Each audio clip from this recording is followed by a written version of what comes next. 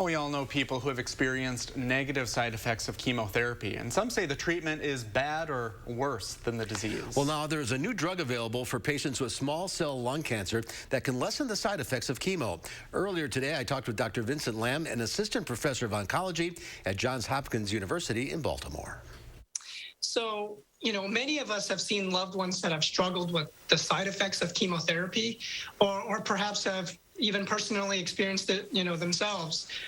These side effects often include hair loss, significant fatigue, and low blood counts, which can be life-threatening. So we're really excited to have a new drug that can help reduce some of these debilitating side effects, thus making chemotherapy potentially safer and more tolerable for our patients. Yeah, sometimes people think that treatment is worse than the disease itself.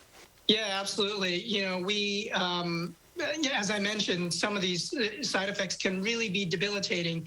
One of our dear patients was diagnosed with small cell lung cancer at the age of 28, and she's a non-smoker. And she was just describing about how she went from a completely fit and active regular 28-year-old to a person who really had trouble just even walking up the stairs to our apartment. So it really can impact the quality of life of our patients. So really important to have these new treatments to help our patients through chemotherapy. So how does the treatment work? It's not in place of chemotherapy, it's to the effects of chemotherapy.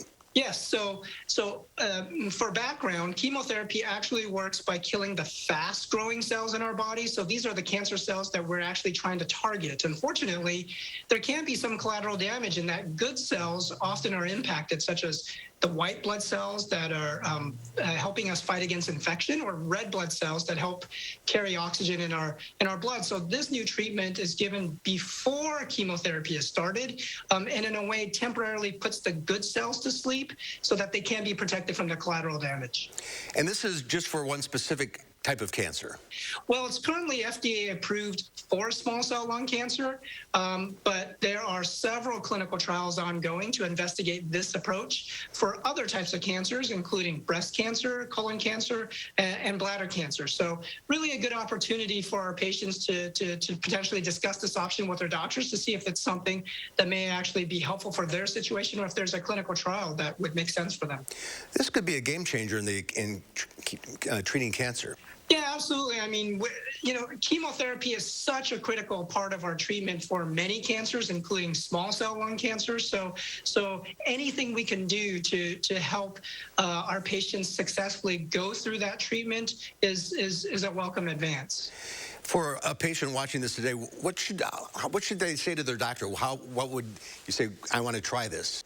Yeah, so the drug is called trilaciclib, but there's more information about this at Lung Cancer Foundation that we partner with. It's Lung Cancer Foundation of America, and their website is lcfamerica.org. And that's where there's a tremendous amount of wonderful educational materials that can be very helpful. Are there other types of research online and ongoing? Well, lung cancer research is happening every day. I often tell my patients that we've made more progress with lung cancer in the past 5 to 7 years than the previous 30 years combined. So on the whole, patients with lung cancer are living longer than we've ever seen, and that's because of research. But it's still the #1 cancer killer. You're absolutely correct. It takes more lives than breast, colon, and prostate cancer combined, and really underscores our need to raise awareness for lung cancer. The fact that anybody with lungs can get lung cancer, it's not simply just a smoker's disease, and also to increase funding for lung cancer, because despite it being the #1 killer, it is woefully underfunded. And we've made such progress with lung cancer, and but there's still a lot more that needs to be done. This new treatment is certainly a giant step forward.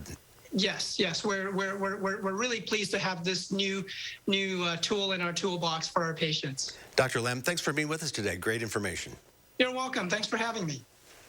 Pretty exciting news. Yeah, chemotherapy has come a long way, but every little bit helps for people going through it. Yeah, the side effects can be awful. Yes.